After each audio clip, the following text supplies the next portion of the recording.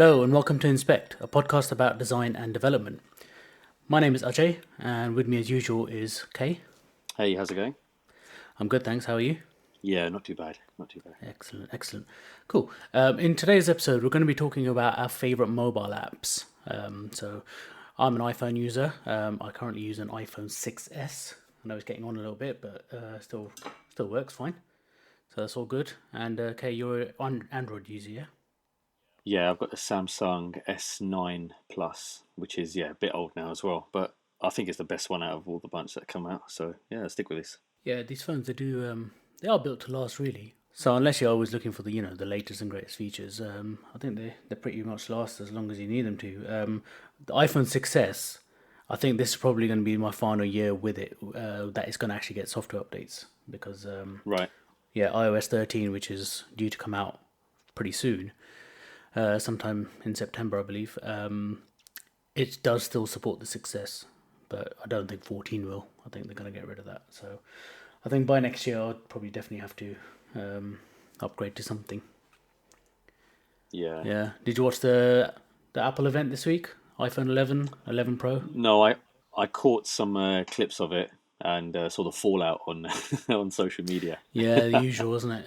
You know, people Yeah. love it and hate it at the same time.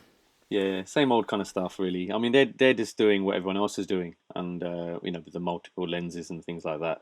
That's the biggest, aesthetic feature that's on the phone, right? Yeah, that's it. It's all about the camera now, isn't it? I think most phones are all about the camera. Um, yeah, so Yeah, they're going to make a big deal about that. I'll probably head out to the Apple store at some point to go and have a look at it, but I think I'll hold off for a few months before I try and invest in something.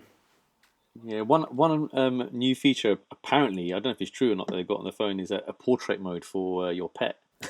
Yeah, because previously the portrait mode it would recognize human faces only, but yeah, they Yeah, changed it now so that it can work on not just pets. It works on other objects as well, so you can get some nice background blur on a vase full of flowers if you wanted to now, I suppose.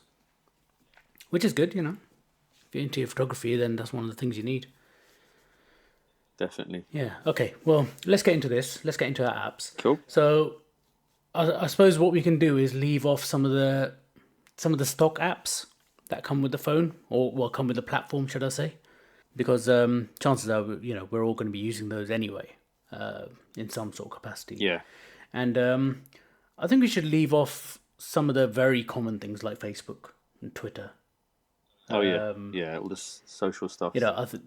I think it's fairly standard that people are using those apps, and all right, you might be using a Twitter client, so if you are, you can potentially talk about that. But I use a stock one, so haven't really got much to say there. Sure. So yeah, so shall we just take it by category? We've got some productivity apps, we've got some media related ones, some games, utilities that we use, social if you want, and then just like a mixed bag where they don't really fit into any sort of category. Yeah, we can do that. Yeah. So which one should we Yeah. kick off with? Let's go with. I think we could start with productivity. All right, you go ahead. Okay. So I've got three, four, five productivity apps that I'm using, and I think they coincide with like the desktop apps and websites as well. Yeah. So That are available. just to clarify, these are apps that you use the most and you Yeah, use pretty much on a exactly. daily basis, not just any old Yeah, apps that you like. exactly. Yeah. So the first one I've got there is Trello, which I use for project management, managing client work, and also just managing my own life, if you like, day to day And this kind of podcast as things. well.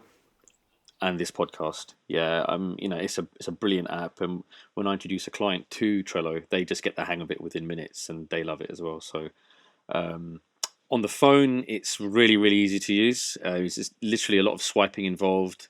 It's a case of creating a card and dropping a card into a column, and setting your checklist within that card and due dates and things like that. And you can also add people onto the card as well, so they know what's going on.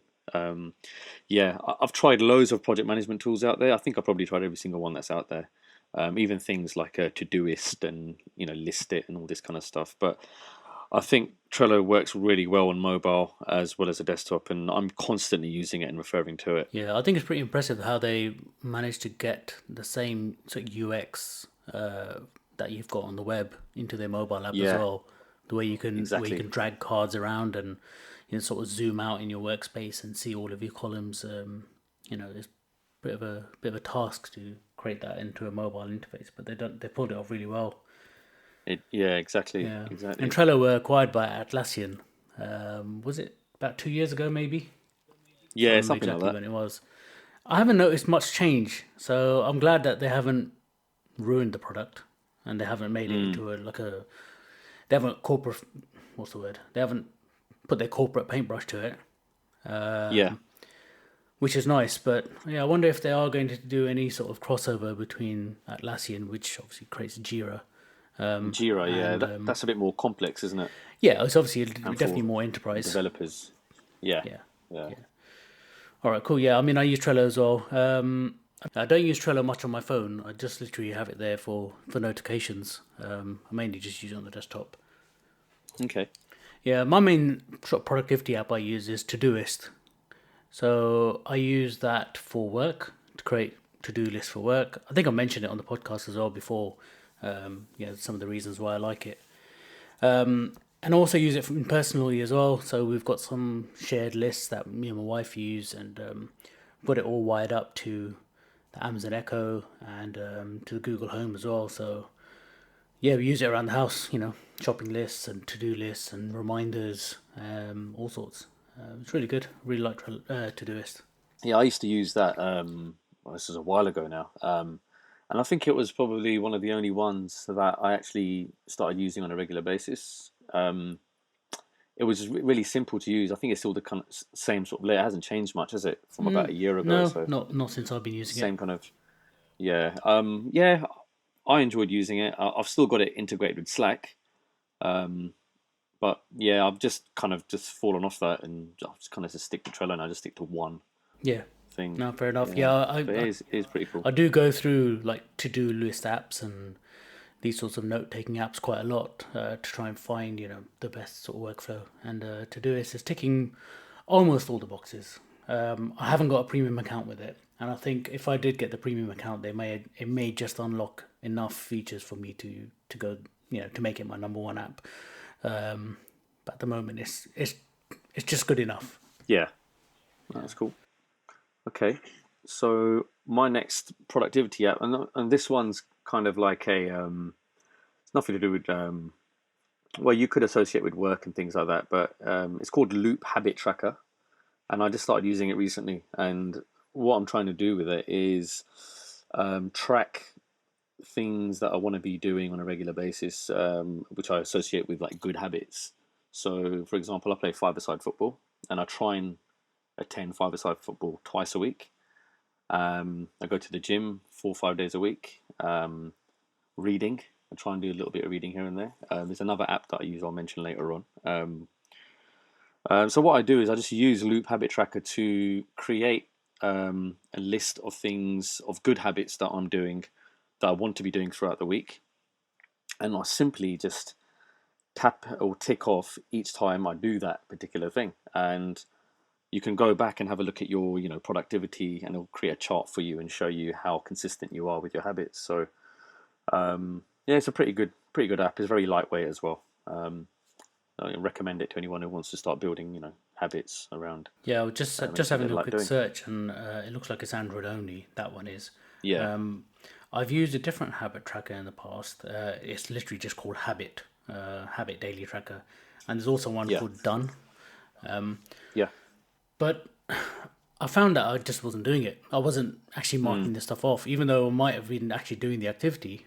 I was then forgetting to log it. So Was it prompting you when you yeah, like yeah, every there day? was prompts as well.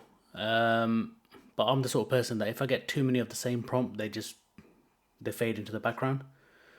Right. So then, yeah, I did stop using it. It'd be good to actually to get back into that. Yeah, this one's pretty cool. I mean, it's really lightweight and it's not obtrusive. It doesn't get in your face. So I've got a prompt and it'll remind me every day at a certain time. Like, have you read something today? Have you been to the gym? Yeah, have you been football? But I'll only set it for those days where I'm supposed to be doing those things. Okay. Like reading will be every day, and then football will be like Tuesdays and Thursdays, and gym will be 4 or 5 days a week. So yeah, it's a very very sort of like um, out of the way kind of thing. It's not like in your face and put one of those things that puts you off. It's subtle, so you can just tick it off, and it reminds you as well. Like you might be going for half the day, you haven't read anything. It's like, oh crap, okay, let me read something, and it works well like that. Okay. Well, maybe I should get back onto one of these and pick up some. Yeah, check it out. Yeah, maybe I'll have a little word with you about how you've configured yours and what sort of habits you want to track as well. I think that was the initial thing that not put me off, but stopped me from using it because I didn't really know what to track. And I didn't want to track things like drinking water and Nah. standing up and stuff like that because I've got a Fitbit as well, which reminds you to move around and get a bit of exercise. So Yeah.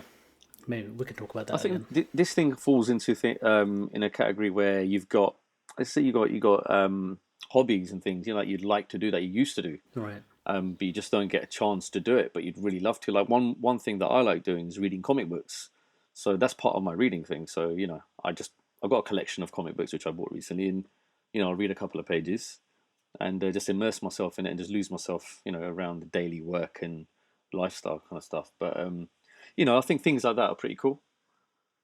Any kind of thing like that would work really well with it. Yeah. Right. Oh, cool. Moving on. Next one. Yeah, my next one is Evernote, which I use for everything pretty much. I kind of stayed away from the stock Notes app on iOS and Mac because there was a point a few years ago where I had to use a Windows machine at work.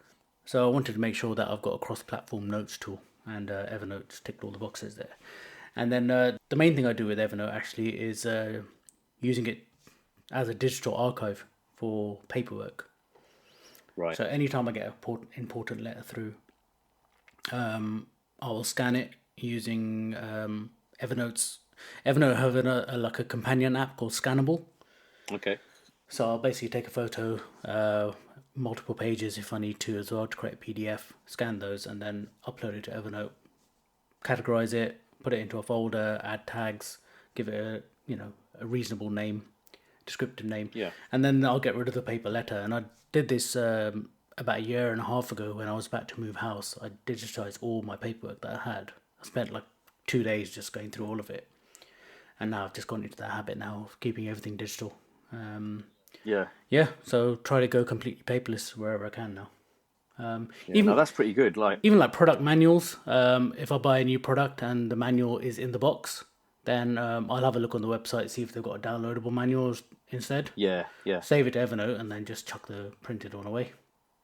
I never thought about that. See, one thing that I've been doing is just killing off my paper like banking. So any statements that come through, they just pile up, and it's like, where do you put them? Yeah. So I didn't think about that. So the way you're doing it, so that'd be interesting with any kind of important letters that I'm getting through. So I'm gonna look into that. Yeah, it's quite easy, especially with Scannable, which is one of my main used apps as well. I'll make a note. Scannable, yeah. Yeah, it's by Evernote. I think you can do all this without the Scannable app as well. You could just use the Evernote one, but Scannable has a really nice interface, and the whole workflow of it is really good. Okay. Yeah, it's all really easy, and Evernote gives you quite a lot of storage for free as well. So I haven't had to upgrade my account yet, and I've got a lot of stuff in there. It's all nicely organised. Yeah. I've got that on my list. I've got Evernote on my list as well, and yeah, it's for quick notes, and that's all I really use it for. Really, if I'm talking to a client on the phone and they're just talking to me about certain things they want amended on a website or things like that, then I'll just jot it down quickly in Evernote. Yeah. And then from Evernote, it'll go into Trello, set it up as a proper task and stuff. Yeah, that's how I use it. Okay. Cool. Yeah. You mentioned about going digital with your banking. With my banking app, well, I suppose you can go to the sort of banking category now. I use an app called Monzo, so that is my bank account. It's Monzo, and with them, you just don't get any statements anyway, ever. They do generate a statement in the background, so if you ever do need one, you can go into your account settings and you can find a PDF statement, which you can then from the mobile app. You can either then email it to yourself, or you can just save it to Dropbox, or save it to your Files app or something like that. But yeah, nothing ever comes in the post. Completely all digital bank. Yeah, I started using it. Was it 6 to 8 months ago? And then me and my wife just recently got a joint account as well. And it's amazing how seamless it all is. It's just so cool. I love it. Yeah, and it works really well. You can see exactly what's going on, where its money's being spent, which probably You get notifications when your wife spends something. yeah, which isn't a cool thing when I'm out with the boys having a drink or six. Well, that shouldn't be from your joint account. Yeah, but yeah, it happens sometimes, doesn't it? When you've had a few. But yeah, so I use Monzo as well, but the other one that I've just signed up to is Tide. I don't know if you've heard about Tide, and they're that new business banking app, a bank without a bank. So there's no physical bank, and it's just pretty much like Monzo, but it's for business users. So I've just started using that, and yeah, it's just brilliant. It's for business banking, because I'm with HSBC. I was with HSBC, as a business user, and they were like 10 years behind everything. You still got a fob, and they've only just recently got the whole fingerprint recognition set up now. So, and now it's becoming a bit more kind of like how Tide works and how these banking apps should be working. But their fees and their charges and interest and things like that is just ridiculous. And I've been with them for over 10 years now, and it just doesn't make any sense to stick with them. So yeah, I just made the switch to Tide, and everything's just cheaper. It's easier to monitor and manage, and it syncs really well with the other app that I'm going to mention. That's Free Agent for my accounting, Right. and they work really well together. They're seamless. So yeah, I've got like a little package there now for all my finance and business accounts and stuff. Yeah. Okay. Great. Yeah, Yeah, the banking, they do really live up to their stigma, don't they, of being a bit backwards. And these new sort of banking companies that are shaking up the industry, like Monzo, Tide, even Apple Pay, and yeah, there's so many of them now. They're really changing the whole sort of landscape of mobile banking, and it's brilliant. yeah. I think it's about time we had some disruption in the industry, because the big boys, they've been running it for how long now, and someone's got to come up with some really nifty kind of ways of allowing people to just manage their finances. And, Monzo and things like that are brilliant. Starling's another one. I haven't used that one, but my wife swears by it and says it's better than Monzo. But Okay. You got to just pick yeah, one and stick with it as long as you can. You can't keep jumping exactly. around banking apps like you can with No, everything else. you can't. So I think they're all the same. The UX and everything is very, very similar. They all work the same way. The differences are going to be in the fees that they charge, obviously, and that's about it. Really. I can't think of anything else. Yeah. yeah. Okay. Cool. Right. What's the next category? Um. I think utilities, because I touched on utility, one of the ones that I've got, which was Scannable. So the Yeah. utilities app, so these are things that are there to sort of assist in a certain task. For me anyway. So they're not necessarily apps that you go to very often, but they're there to as a tool to get something particular done with maybe a different app. So I mentioned Scannable already for digitizing my documents. The one I use pretty much every day, multiple times a day, is 1Password, and also Authy, which is a two-factor verification app, similar to Google Authenticator. That's the one I use. Yeah. Okay. Yeah, so that's cool. Authy, I really like Authy because firstly, it's got a desktop app on Mac anyway. It's also got a Chrome app, so it's sitting there right in your browser, so you don't need to always get to your phone to get the code. You can just sort of get it from your Chrome tab, and obviously the phone app as well.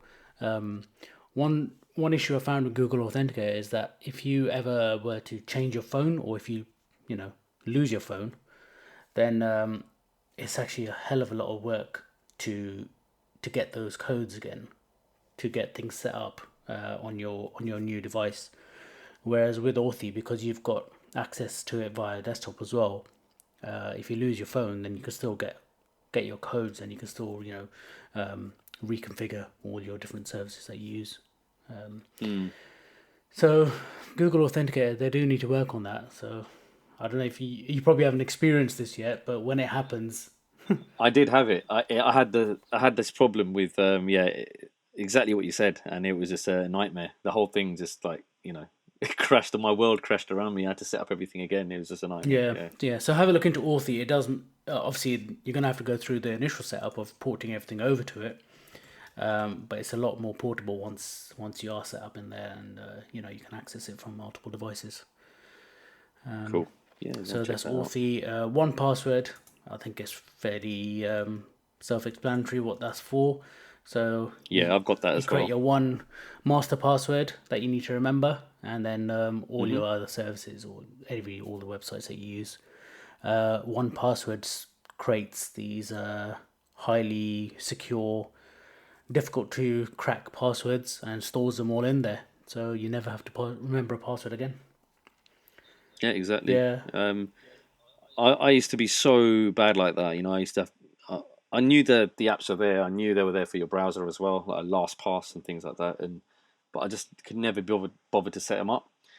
But then I just got into the habit of using it, and yeah, it's just foolproof now. Everything just makes sense. You just don't have to worry about. You don't get into that situation where you forget your password, then you reset your password, yeah, and you create a new exactly. password, and it's just a nightmare. But these little utilities are brilliant. So yeah, Yeah, one password. yeah, Another one I started using more recently is obviously iOS only, but the Shortcuts app. So okay, Shortcuts, they used to be an app called Workflow. In fact, it still exists.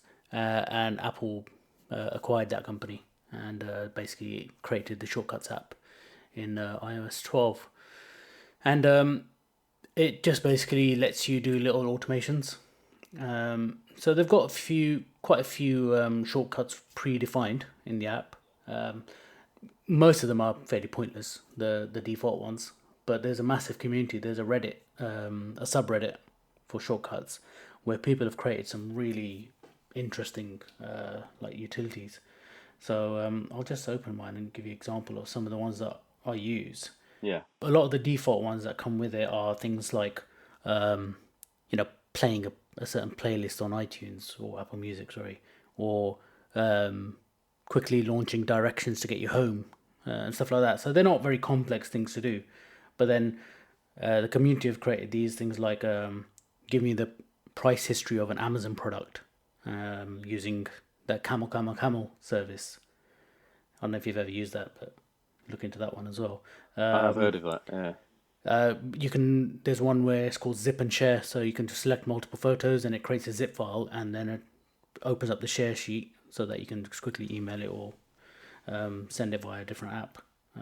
There's one about if you've got an Amazon referral link, then you can from the Amazon app. There's no way of getting your referral link at the moment, so someone's created a shortcut where you can hit share product from the Amazon app, and that will create a referral link as well, an affiliate link, which you can then oh, that's pretty text cool. to someone. So that's pretty good. Getting random desktop wallpapers onto your phone every day. There's just all sorts of things. Expanding like shortened URLs before actually opening them, so you can get a preview of. That's a handy one. Yeah, that's a really good one. So you can get a preview of that URL before you actually decide to click on it. It's always a risk with shortened URLs. You just don't know where they're going to go. Yeah, yeah, that kind of stuff. It sounds very similar to Google's Suite on Android. So what I've got on mine, so I use Google Maps. When I'm driving around, going from A to B. Sometimes, Google Maps is sort of like my default go-to, or what you got Waze. But Google just works so well with the whole Android setup. Like I'll get up in the morning and get ready to go to the office, and then I'll get a notification from Google Maps telling me it's going to take this long to get to the office because you've got traffic. It will say avoid this route, try this route. It'll take 15 minutes rather than half an hour. And I think that's pretty cool. That it's kind of learn my whole my route, my the frequency, the time I get up, how often I go, and it's just recently started to ping me football as well, which is pretty crazy. Like it's kind of learned how often I go to football, and it's kind of like telling me, okay, avoid this route, take this route. like an hour before I'm due to go. It's scary, but it's helpful. It bloody helps. To know exactly where you've been, where you're going to go next. Yeah, that's it. And that's the other side of it. You can actually go through your history of your travel, and it will tell you exactly where you went, how long you were there, and your whole route and things like that. Which is, it's pretty mad. But yeah, that suite works well. So that's just part of Google Assistant then? Yeah, it's all part of the suite. Just yesterday, I was talking to myself, and my phone picked it up, and Google said, "Why are you sad?" I might have mentioned the word "sad" in a sentence or something to myself. I don't know. And then it said, it just pinged at me. Goes, "Why are you sad?" And then there were some options to respond to it. So I just said, "Too much work." And it said, "Can I divert your attention for a few minutes and let's play a game," kind of thing. Right. And it's like telling me riddles and jokes, and I just fully got immersed for about 5 minutes, and after that I was happy again. So it was all cool.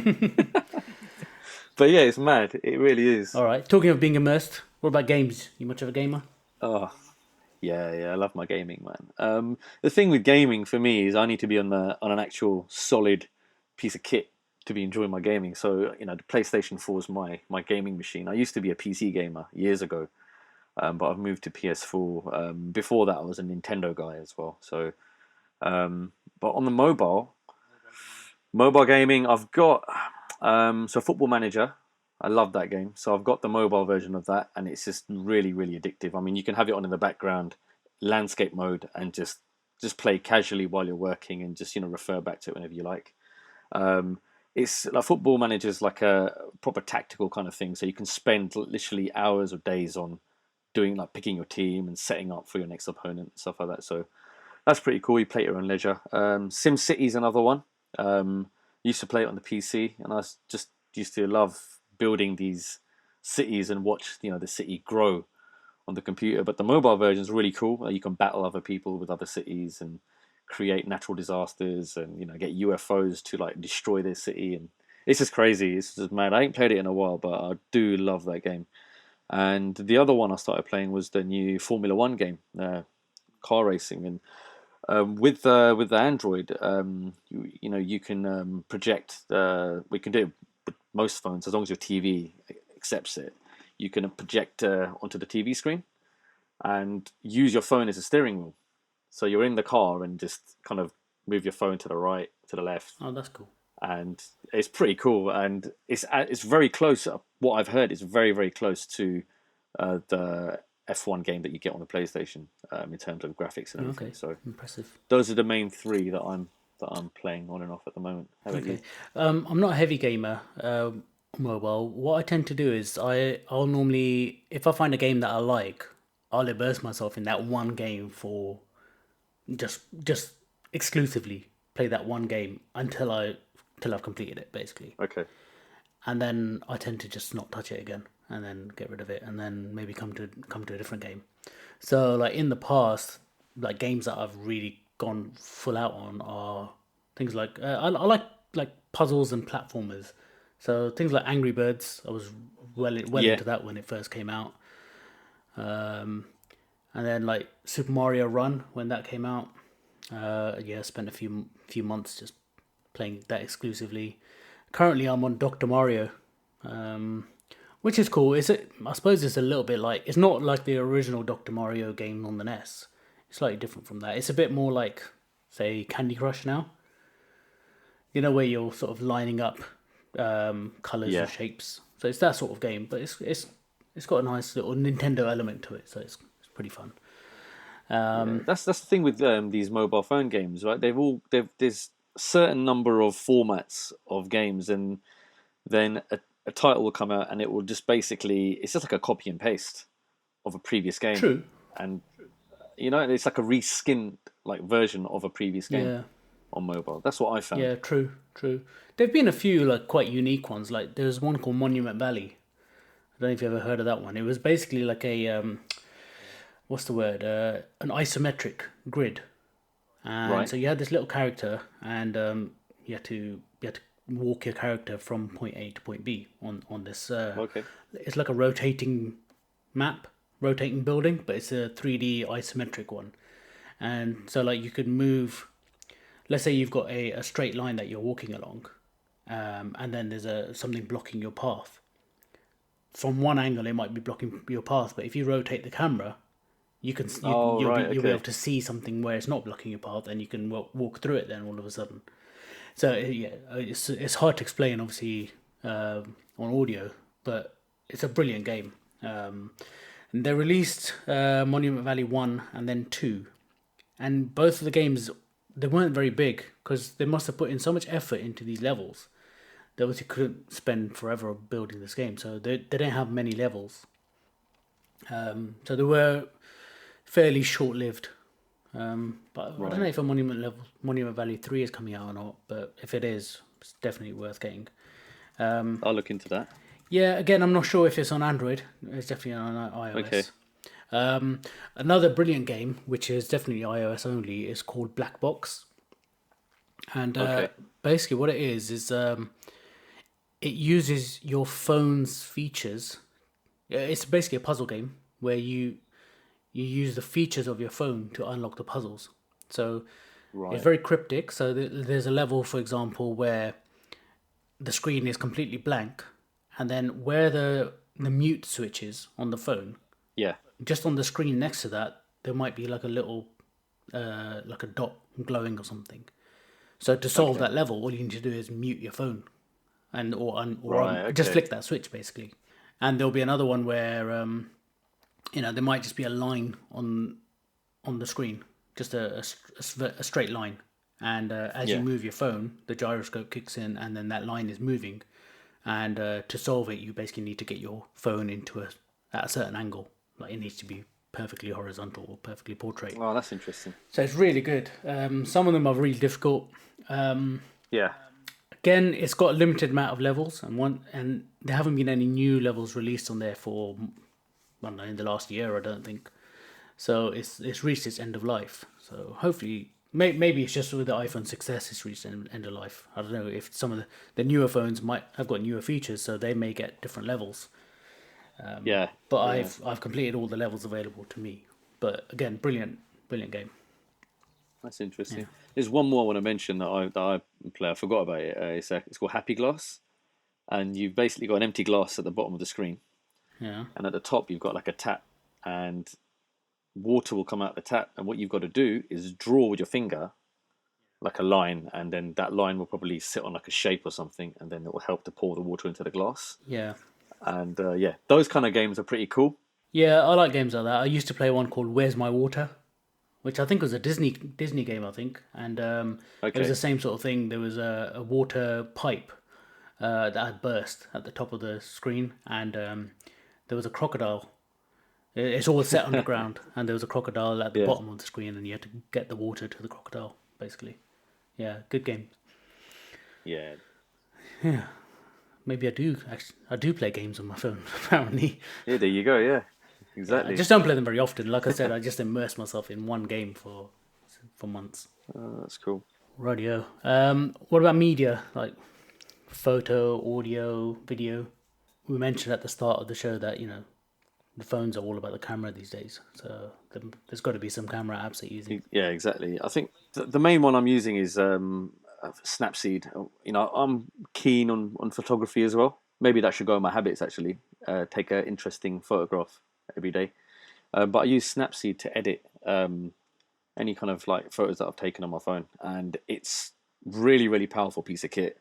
It's probably as good as Lightroom, I think, in terms of all the options available and all the filters and different effects and uh, you know graphs and charts you can use to manipulate your images. I use that a lot. I think every other day I'm using it, especially for like prepping an image for a social media post. Um, it's really powerful, and I found out recently that literally everyone I know who's on Android is using it. Okay. But I thought it was one of these sort of like well kept secrets, but it's not. Like everyone knows It's about not a it. stock app, is it? No, it's not. No, Okay. no. Because I thought Snapseed was bought out by Google. Maybe Maybe. maybe I read that wrong. So it could be that it's on there by default. No, it wasn't. Okay. Yeah, definitely downloaded it. Cool. it's pretty powerful. Yeah. Yeah, the one I use mainly is Darkroom, which I mentioned on previous episode. Yeah, really powerful, brilliant app. It's available on iPhone and iPad. The iPad interface looks really nice. I don't have an iPad though, so I can't use it. But yes, looking at the screenshots, it looks really nice. Um, it's called Darkroom. It's very similar to Lightroom, but without the subscription. I think I mentioned when I spoke about it last time. I mentioned that it was $9.99 to buy the app, but it's actually a free app. Oh, okay. It's just $9.99 to unlock all of the different filters and features. So it gives you quite a lot for free. It just locks certain tools like the curve tool, the tone curves, and it locks a few of the pre-made filters. But most of the app is actually unlocked for free anyway. But it's worth paying for it because the tools that it does unlock are pretty useful. And yeah, I use it for everything. It integrates with the edit. It's got an edit widget as well. So on iOS, basically, when you take a photo and then you click on edit, so if you've got other editing tools, editing apps installed, some of those will appear as your options for editing. So you don't have to use the iOS editing I see. options. You can basically open that image directly in another app, edit it, and then when you close it, it takes you back to your camera roll. Right. Okay. That's something I need to figure out because on Android, when you open up an image and you edit it, it uses the native editor. Yeah, So I need to find a way of changing that. There must be a way of probably doing is. that. Yeah, if anyone knows, maybe you can write in, tweet us, Inspect FM, let Kay know how to do it. But yeah, because the native editing tools on iOS, they're pretty good. But there's only like 6 filters in there, and you can't edit those filters. So if you're not, they don't always work with every photo. And then the granular controls, they're fairly limited on the iPhone. There's a lot more controls on the desktop app, the Photos app on the Mac, but on the iPhone they've limited it. So I use Darkroom for all my editing, all my photo editing. Cool. Yeah, and then I use this other app. I don't use it very often. It's called Annotate Plus. But I use that literally just to annotate images. If I need to like stick an arrow on there pointing to something, or draw a circle around something with a gradient, or and the other reason I use it is because it's got a blur tool as well in Annotate Plus, whereas the stock markup app hasn't got a blur option. I don't think anyway. Okay. Yeah, it's not a brilliant app, Annotate Plus. The interface is a bit messy, and it's not very polished, but it does the right job. Okay. What about music? What music service are you using? So I'm subscribed to Spotify, Yeah, and that's the main one that I'm using. And I only just recently subscribed to Premium, yeah, and what a difference it makes. It's all my playlists are on there. If I'm playing anything on my laptop, it'll pop up on my phone, and I can continue listening it on my phone if I walk away from my laptop. Little things like that. yeah. And it just makes sense. It just beats everything else that's out there, I think. Yeah, same Spotify user. I've got a Spotify family account, so I've got my wife, my brother, and my sister on it as well.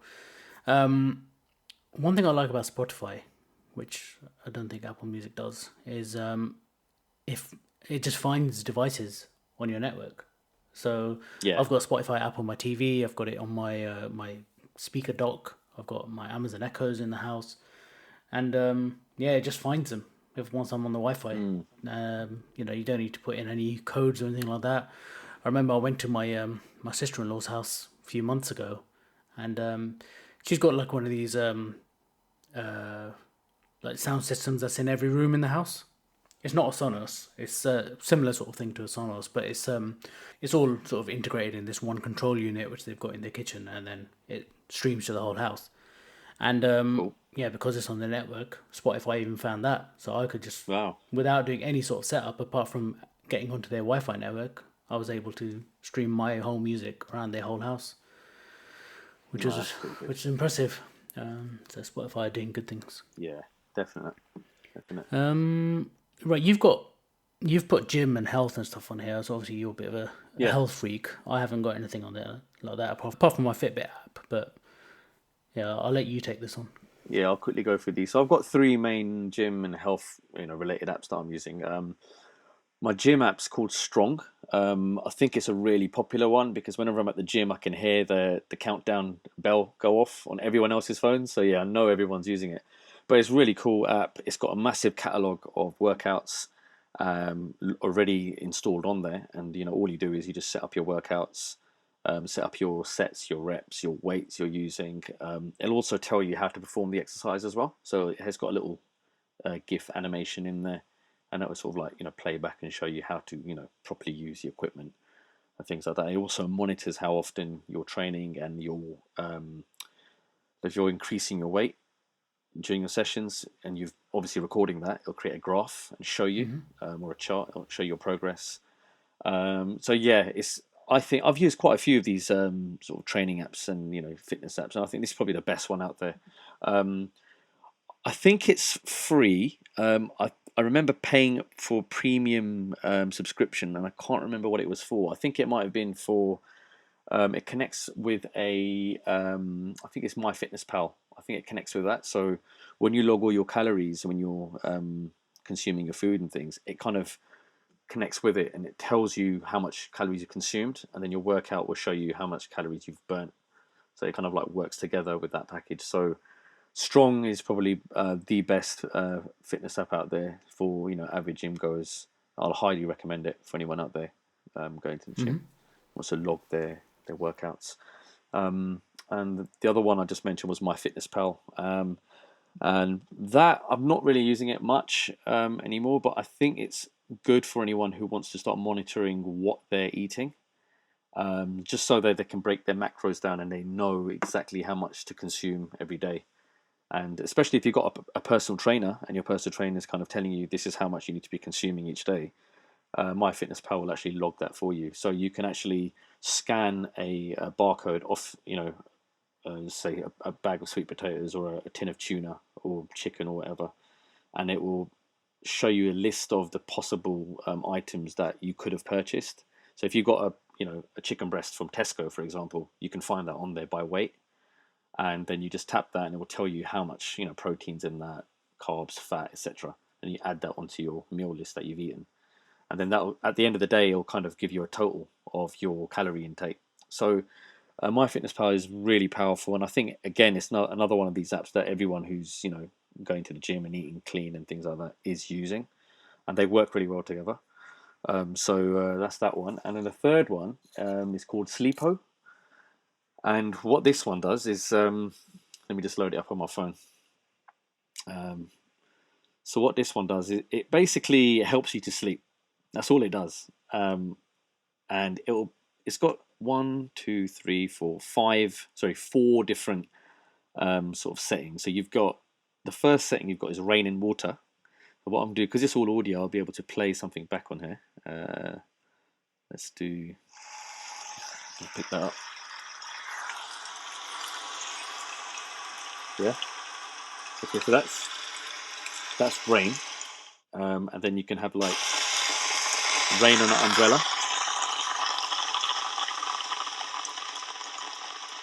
So it's pretty cool. And then you can kind of like compose them, so you can have more than one playing at the same time. And so you've got rain, you've got nature and forest. So you've got turn that off.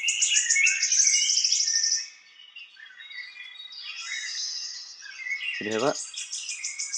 Yeah. So that's the general idea behind it. Rain and forest. You've got city and household. I don't know why you'd want to fall asleep listening to city and household sounds. Well, it's probably for people who used to live in the city have moved to the country, True. where they're used to having the hum of the city. Because I've experienced that. Because where I live now, it's very quiet, and I bet, yeah, your part of the world is very quiet. I grew up in quite busy areas, so I can see why that would be an appeal. Yeah, there's one here of a keyboard as well. Take this one out. Yeah, but yeah, it's a pretty cool app, and every now and then I'll just, because falling to sleep when you hear rain hitting your window is pretty soothing and relaxing. And if I've been working late and I'm having trouble sleeping, which happens at times, I'll just have that playing in the background, and I'll just knock out within minutes. And it's really cool. Yeah, check it out. Yeah. Sleepo. I just had a look. Sleeper is only on Android, so Yeah, I'll have a look for an iOS alternative. yeah, have a look. It's pretty Cool, cool. wicked. Right, I think that's all of our categories that we've had listed. So I've got a couple of random ones which didn't really fit. Some honorable mentions. Yeah, So the first one is an app called Soundbrenner, which is basically a metronome for playing music to. So I'm learning piano at the moment, and I also play percussion. So yeah, it'd be good to just sort of keep time now and then. And the metronome that's built into my piano it's not very good because although you can change the time signature, you can't change the tone of the downbeats. So okay, when you've got a 4/4 time signature, it's just like tick tick tick tick. But then when you change it to 3/4, it just sounds the same. It still sounds like tick tick tick tick tick tick like that. So with Soundbrenner, you can put an accent onto whichever note you want, whichever beat you want. So you can get a rhythm going, and it's visual as well. So you can have the phone in front of you, and the screen flashes slightly on the beat. So even if you're right. playing like if you're playing drums, for example, it's going to be too loud for you to hear the click. You can have a visual click happening. So yeah, it's a good app, Soundbrenner. Is that iOS only? I don't know. I'll have to check that. Obviously, in the show notes, we're gonna put links to all these apps in the show notes, and if these apps have their own website, I'll put a link just to the website. If not, then I will put links to both iOS and Android if they're available. I just found it on Android. Yeah. Okay. Cool. The Metronome by Soundbrenner. Yeah. Yeah. So it's really good. It's a good app, and they've got a few products as well. Soundbrenner. They've actually got this. They've got this watch which links up to the metronome, and it vibrates on your wrist along with the metronome beat. So again, good if you can't hear it or can't see it, then this way you can feel it. Obviously, I haven't invested anything like that, but the phone the app itself is free. There are some premium options that you can unlock on there, but you don't need them. It's got so many different configurations just for free. It's got different sounds, different time signatures. You can have different tempo. So there's plenty of things you can configure. So if you do play music, it's really good. That's cool. Yeah. Another one I've got is DS Get, which is Disk Station. So I've got a Synology NAS in my house, a Synology Disk Station. Yeah. And the DS Get app is basically their BitTorrent client. So if I ever want to download some files from anywhere, then I can trigger that from my phone if I'm browsing and I find a link for something, and it'll download straight to my Synology at home, which is quite handy. That is handy. Yeah. Yeah, it's really good. And they've got the Synology has a Chrome extension as well, so when you're on the desktop, you can download files as well directly, and they'll just download to the disk station at home. Cool. Yeah, and the third one I use is called TimeHop, which is you basically you connect it to your social media accounts, so your Facebook, your Twitter. You can connect it to your Dropbox as well, and you can connect it to your photo library, I believe. And what it does, it finds pictures from this day in previous years. So it's just brings up reminders of things in the past, which is quite cool, quite funny sometimes. And then it gives you an opportunity to, like, if there's a photo of you from say 5 years ago, you can do a then and now photo. So it creates this frame where it puts that old photo on one side and then launches the camera Right. for you to take a current photo on the other side, and it labels them then and now, and then obviously lets you share them. So it's pretty cool. TimeHop. Yeah. Android's got that built in into the device with your photo gallery, so it will Yeah. pull out like an anniversary date and create an album for you there and then, and you just flip through Yeah, I it. use Google Photos as well on my app on my phone, and to back up my photos. And yeah, the activity tab, I think it is, or the assistant tab. Yeah. Yeah, it brings up some nice stuff. But TimeHop is pretty cool because it gives you not just your photos in history. It tells you some facts about on this day as well. I get you. It has some ads in between. But it's good because it looks at your social accounts, not just your camera roll. So you can see old tweets and old Facebook posts that you made as well, which is quite interesting. That's cool. Nice. Yeah. How about you? You got any randoms? I've got just one that I've listed on there, and it's part of my reading habit.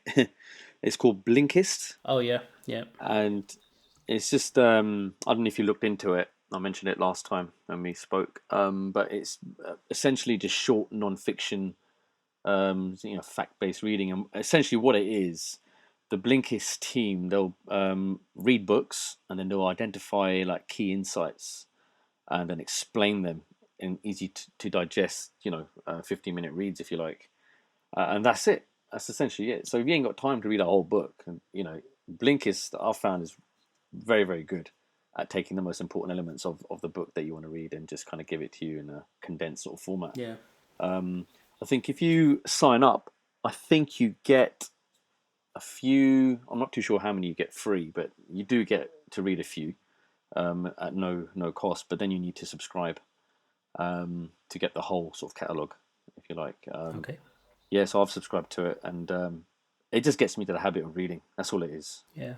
On that topic, just as a aside, what's your view on reading, but reading just like an excerpt like that or a summary? Do you feel like you've read the book when you haven't? And also like audiobooks as well. Would you class yourself as someone who's read that book if you listen to the audio version? I think it depends on the type of book it is. So if you're reading fiction, you're going to want to read the book, right? This is more, fact based kind of content, which has been put together Okay. by authors all over the web. Okay. So no, it's not necessarily stuff that's been published that you're getting hardback or whatever on your bookshop.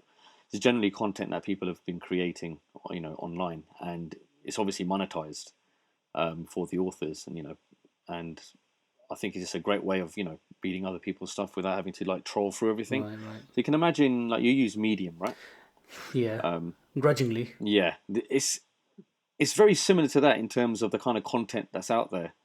But this content, it's all vetted and it's all been checked thoroughly, and these guys are actually reading it themselves. So that the team are actually going through everything that's submitted, and then they'll put their ideas together and get the best out of it and just give it to you. And I think, yeah, it's down to the content.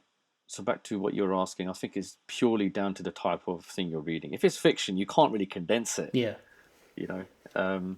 But this kind of stuff, yeah, it makes sense. But it also makes me want to go and find, the whole thing and read the whole book or the whole article, and I guess that's a good thing, Okay. especially when you're reading. Yeah, I'll have to check that one out. Yeah, have a look. It's just got me into reading again because I kind of fell off reading books, and this is helping me get back into it. That's what it is. Okay. Cool. Yeah. Right. Well, that covers all of our list. Just that wonder.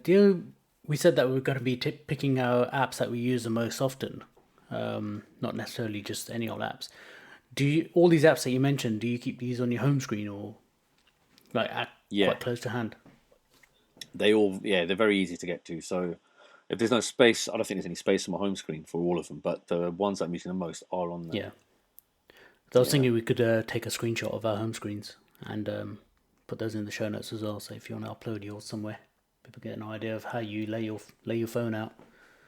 Yeah, my home screen is fine. It's everything else is a mess. So you'll have a heart attack when you see it. Yeah, well, actually, my home screen is a lot of these apps that I'm talking about. They're not even on my home screen because I've mainly got stock apps on my home screen, which is the ones that I use obviously a lot as well. Stuff like Safari, the Notes app, reminders, calendar. They're the ones I reach to the most often. But a lot of these are just on my second page or within a folder. Right. Yeah. What's the most expensive app you bought? Ooh, the most expensive app. I'm not sure. I think it's got to be one of the games. It might be Football Manager. I think it was like £12. I think I paid one off for it. Actually, no, tell a lie. It would be my FitnessPal subscription, yearly subscription. It's about 20 something quid a year. Oh, okay. Yeah, so that's probably the most expensive one. Yeah, I think for me it's probably Darkroom. Although wasn't expensive really. It's only $9.99. Mm. I think most of the apps I bought are around that same price, so I don't think there's anything much more than that. It's hard to remember what actually was a paid app now, because Yeah, there's a lot in there which you got in-app purchases as well, which you forget about. yeah, exactly. It's hard to remember which ones you actually paid for. 'Cause, like Waze is free, isn't it? I use Waze. Yeah, Waze is free. I think most of these, just looking through my list of apps, most of them are free. So yeah, you get a lot for free these days. Just be grateful. Yeah. All right, brilliant. Well, that's the end of our list. So hopefully, you'll find some inspiration and download some of these apps and give them a try, and hopefully some of them will become your favorites as well and make it onto your home screen. All right, cool. Well, that's it for the show.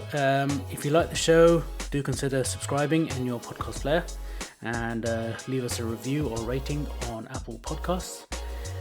You can follow us on Twitter at InspectFM, and you can check out the show notes for this episode and all previous episodes at inspect.fm. And we'll catch you next time. Yeah, see you then. See ya. Bye. Bye-bye.